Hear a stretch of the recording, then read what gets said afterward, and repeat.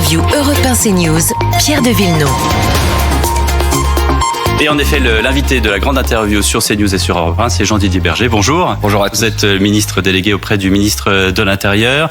Nous avons tous vécu un 14 juillet très festif avec un défilé militaire absolument génial, avec toutes les forces armées qu'on a pu voir. Et pourtant, alors qu'on s'attendait à avoir une belle fête en communion avec toute la nation, le communiqué du ministère de l'Intérieur est tombé. Vous parlez d'une, soirée du 13 au 15 notamment, sur plusieurs jours, sans incident majeur. Il y a quand même 533 interpellations, 403 gardes à vue, 327 usages d'artifices contre des policiers, 183 villes marquées. On ne peut pas donc faire une fête du 14 juillet tranquillement en France aujourd'hui sans violence ? Mais on ne s'habitue pas à ces violences, on ne s'habituera jamais à ce que des policiers soient abîmés dans leur fonction, à ce que des villes soient l'objet de ce type d'incivilité. Mais ce que je constate, c'est que grâce aux moyens que nous avons mis en place, nous avons pu contenir ce type de phénomène, faire en sorte qu'il soit moins nombreux, heureusement, que l'année passée. Je dirais 2 fois moins nombreux, c'est ce que nous avons constaté dès la nuit du 13 au 14 juillet.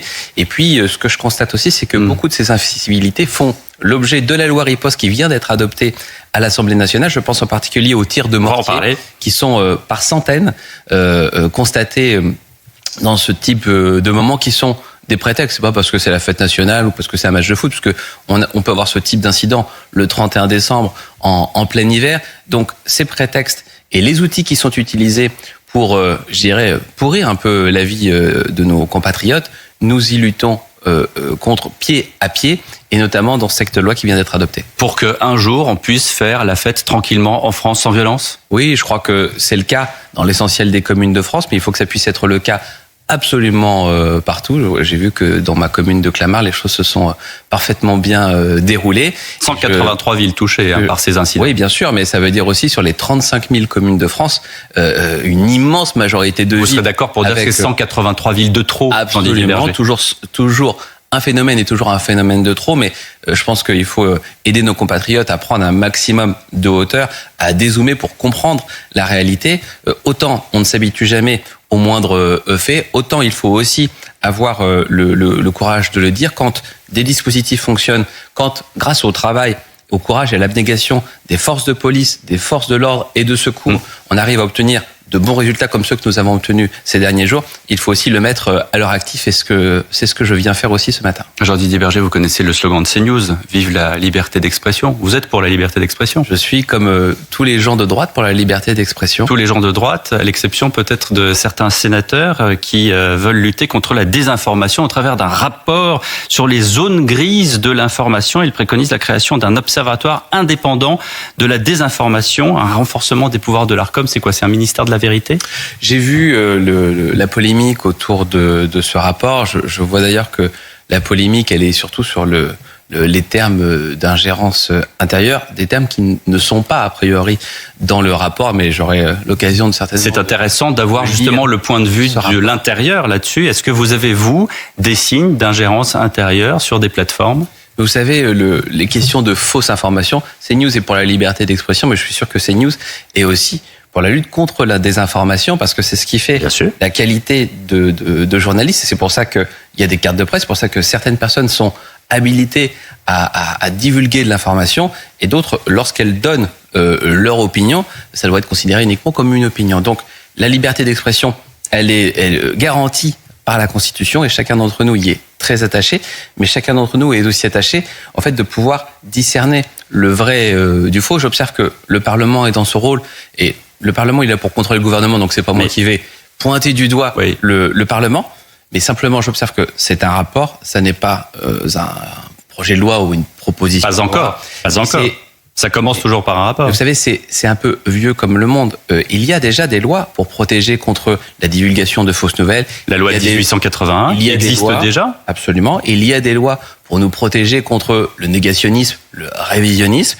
Donc, qu'on soit obligés tous les uns et les autres de constater que, avec l'intelligence artificielle, avec le développement des réseaux sociaux, il peut y avoir non pas simplement des divulgations de fausses nouvelles, mais une sorte d'accélération, une sorte de je dirais, d'industrialisation de la fausse nouvelle. Chacun d'entre nous le constate bien en regardant simplement. Donc vous diriez que ce rapport n'est pas nécessaire? Vous diriez que ce rapport a mal choisi les mots parce que la polémique est arrivée tout de suite. Votre collègue David Lisnard dit que c'est orwellien. Il dit que la liberté d'expression est la condition de la démocratie. C'est ce qu'il a dit sur CNews hier soir. Vous êtes d'accord avec lui? Non, je suis pas d'accord avec ceux qui, je dirais, essaient de mettre de l'huile sur le feu sur la base d'un. C'est mettre de l'huile sur le feu de dire que la liberté d'expression est importante.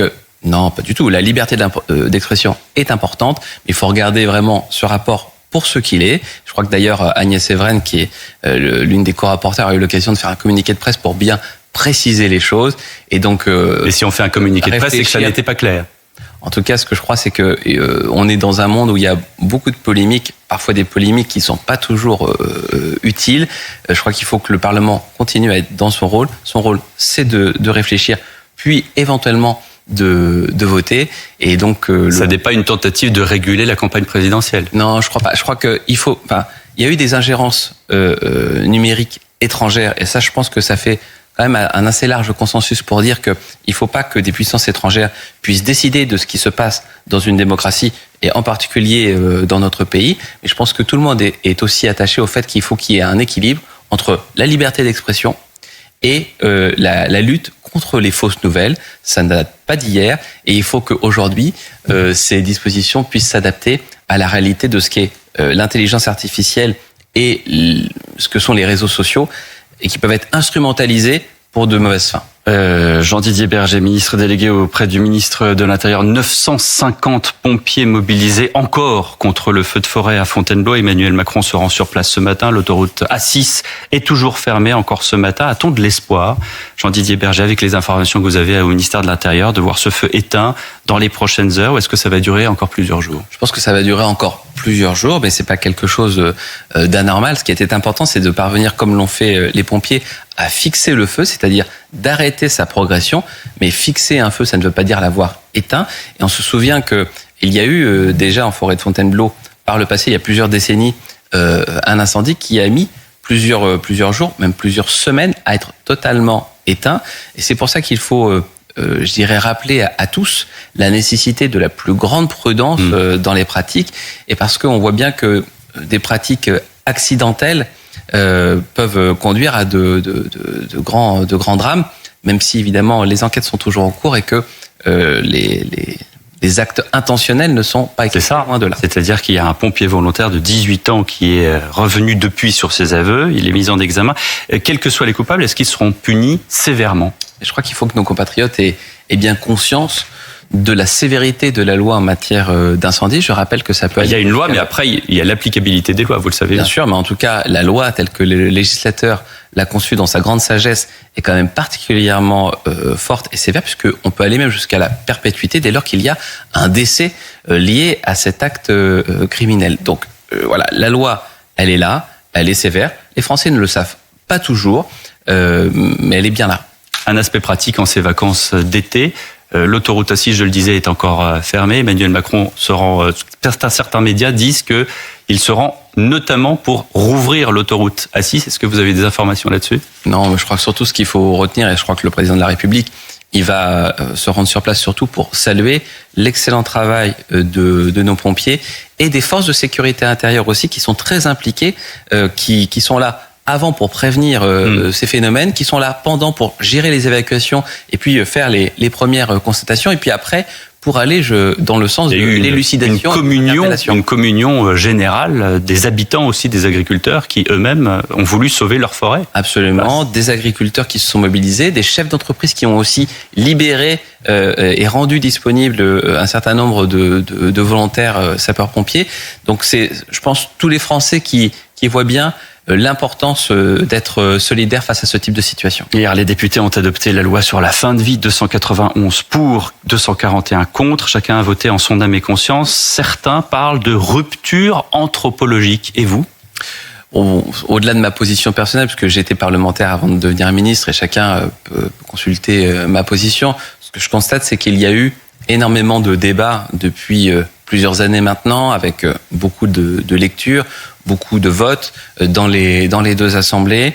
et puis désormais un processus démocratique qui va continuer son chemin avec la saisie par le Premier ministre du Conseil constitutionnel pour vérifier que toutes les mesures qui ont été prises sont bien conformes.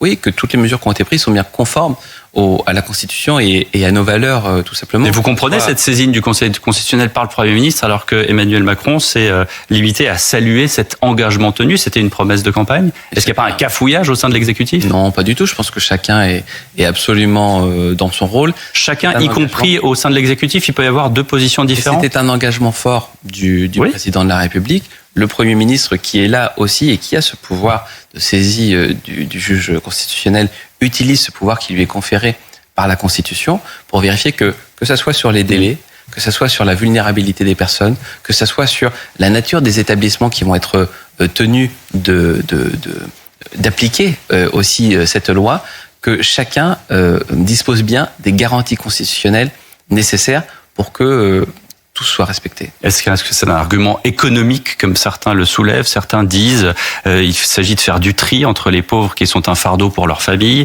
et les riches qui peuvent payer très cher des soins palliatifs. Moi, à ce stade, je ne suis pas là pour... Et vous-même, vous étiez député, vous l'avez dit. Est-ce que vous auriez voté cette loi? Aujourd'hui, je ne suis plus député, je suis ministre... Mais est-ce que vous auriez voté cette loi aujourd'hui?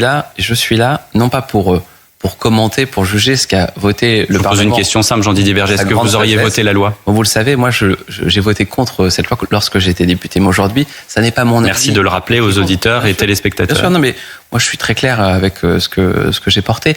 Mais aujourd'hui, je suis dans un rôle différent. C'est le Parlement qui est là pour contrôler le gouvernement. Mais le Premier ministre, je dirais, saisit le Conseil constitutionnel. Et je suis sûr que lui aussi, dans sa grande sagesse, le Conseil constitutionnel saura dire si toutes les garanties sont réunies ou pas, et si, par extraordinaire, elles n'étaient pas réunies, de prendre les mesures pour faire en sorte que ça le soit. Beaucoup d'actualités à l'Assemblée nationale, puisque hier, on adoptait aussi le projet de loi riposte dont vous venez de parler, avec la création de délits d'organisation de participation à une free party, un durcissement des sanctions contre les rodéos urbains, la création d'un délit pour usage détourné du protoxyde d'azote. On a parlé des violences lors du 14 juillet. Est-ce que c'est une baguette magique, cette loi riposte? Non, je crois que c'est tout sauf une baguette magique. C'est un arsenal très précis de mesures qui viennent cibler tous les petits problèmes ou tous les gros problèmes qui parfois sont apparus assez récemment, comme le protoxyde d'azote, et qui pourrissent la vie de nos compatriotes. Ceux qui nous disaient finalement on n'y comprend rien parce qu'il y a plein de choses à l'intérieur, mais qui croit aujourd'hui que justement une mesure magique peut régler tous les problèmes de sécurité de la France? Plus personne. Tout le monde voit bien qu'il faut des mesures qui soient... Je reformule la question. Adaptées. Est-ce que ce sont des baguettes magiques et est-ce que c'est action-réaction? C'est-à-dire que effectivement vous comptez sur cette loi pour ensuite compter sur la justice pour appliquer cette loi à juste titre? En tout cas, je crois que le terme de magique n'est pas adapté. Ce sont des outils concrets sur les tirs de mortier pour venir sanctionner, pour pouvoir saisir les mortiers beaucoup plus facilement. Et punir, sanctionner, punir. Punir, pour pouvoir fermer les commerces qui parfois sont complices, voire à l'origine d'un certain nombre de ces phénomènes. Sur le protoxyde d'azote, nous venons créer 3 délits. Le délit de conduite sous emprise, le délit de transport de quantité irrégulière, le délit de consommation, pour faire en sorte que il n'y ait pas de trou dans la raquette, qu'il y ait un resserrement des mailles du filet. Alors voilà, la sécurité, vous savez, c'est comme la propreté, c'est quelque chose. C'est la sécurité de tous. C'est la sécurité du Ça devrait être transpartisan. La sécurité de tous. Et puis, ce sont aussi des moyens un peu plus technologiques apportés aux forces de sécurité intérieure, notamment les lecteurs automatisés de plaques d'immatriculation qu'on va pouvoir utiliser beaucoup plus, la vidéoprotection assistée pour faire en sorte que on puisse reconnaître les situations, notamment les départs de feu, notamment les mouvements de foule, les circulations à l'intérieur de périmètres protégés, les caméras piétons pour les agents de sécurité privée dont on parle peu mais qui sont très importants aussi pour la sécurité du quotidien de nos compatriotes. Et puis des moyens pour les forces de sécurité intérieure un peu plus haut de spectre encore, avec un certain nombre de prolongations de cas de garde à vue, avec les techniques de renseignarisation, la communication des procureurs aux services de renseignement pour faire en sorte que les informations soient bien développées. Donc des moyens extrêmement concrets. À ce titre, qu'est-ce que vous répondez à Jean-Luc Mélenchon qui veut dissoudre la Bravem? Jean-Luc Mélenchon est toujours dans la provocation à l'égard des forces de l'ordre. Il est toujours opposé aux forces de l'ordre, il est pour une forme de dissolution de la police, de désarmement de la police. Bon, on voit bien à qui s'adressent ces propos, et je pense que l'essentiel de nos compatriotes voit bien qu'il y aurait un grand danger à désarmer nos policiers, à démanteler les forces de sécurité les plus opérationnelles, et donc il n'est pas question, évidemment, de céder à ce type de provocation. La loi riposte, c'est une chose, l'immigration en est une autre. Dernier exemple en date, il y a 48 heures, un OQTF s'est pointé à la piscine de Nantes, armé d'un couteau. Qu'est-ce qu'on fait concrètement contre les OQTF, Jean-Didier Berger ? Eh bien, vous avez vu que la PPL Rodwell-Barnier a été adoptée et qu'elle nous permet de disposer d'outils juridiques supplémentaires, notamment pour cibler les OQTF les plus dangereux et avoir davantage de temps pour les renvoyer dans leur pays d'origine. En attendant le visa consulaire qui permet ce renvoi. Absolument, parce que c'est un travail de négociation pied à pied, bilatéral. Il est là peut-être le nœud gordien, c'est le travail de négociation avec les pays. Bien sûr, mais on le sait, ce sont des choses extrêmement difficiles à réaliser, mais j'observe que nous obtenons quand même de bons résultats. Vous obtenez de bons résultats. Les choses progressent et vous avez des chiffres ? Il faut le faire. Non, et je ne donnerai pas de chiffres pour une raison très simple, c'est que j'observe que la discrétion avec laquelle nous menons ce travail nous permet d'obtenir des résultats plus importants qu'auparavant. Et ce qui intéresse nos compatriotes, c'est pas la communication, ce sont les résultats. C'est pour ça que vous avez fait demander au préfet d'enlever la banderole sur la mairie de Fréjus, où David Racheline disait une OQTF non exécutée est un danger pour les Français. La ville de Fréjus demande à l'État d'agir vite. J'ai pas vu l'existence de cette banderole. Suite à un meurtre le 27 juin dernier en bord de mer de Fréjus, c'est ce qui a conduit David Racheline à faire cette banderole. Tous les Français ont à cœur que la loi soit respectée, et en particulier s'agissant de l'exécution des OQTF, et le ministère de l'Intérieur au premier rang de ceux qui souhaitent que ça soit bien appliqué.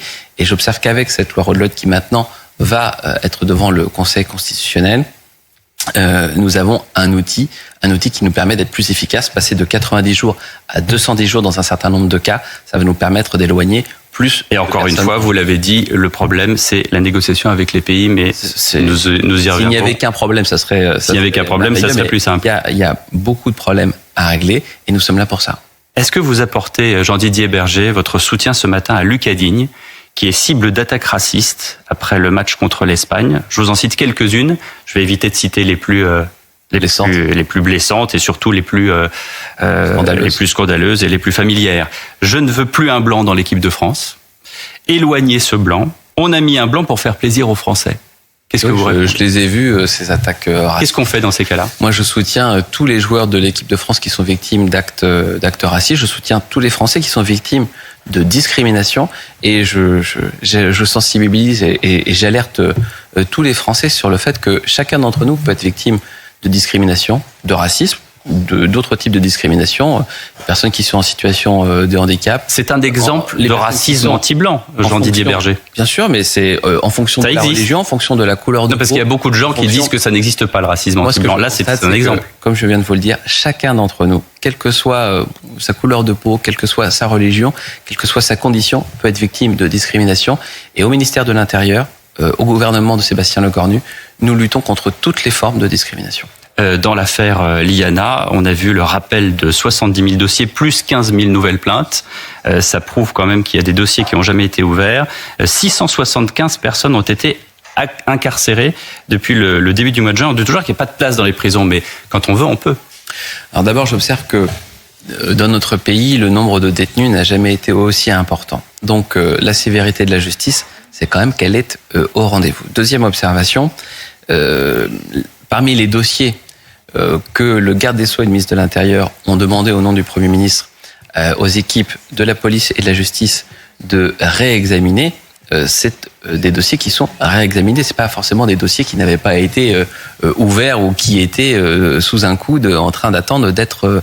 Là, on n'a rien attendu. On n'a rien attendu du tout. On a mis 675 personnes en prison, alors qu'on nous répète tous les jours qu'il n'y a pas de place en prison. Ça prouve que ce réexamen était utile et qu'il a permis de prioriser les individus les plus dangereux Et là, le fait qu'il y ait eu ce réexamen, ça permet de sécuriser au maximum, et c'est ça qui est le plus important, les victimes ou les victimes potentielles.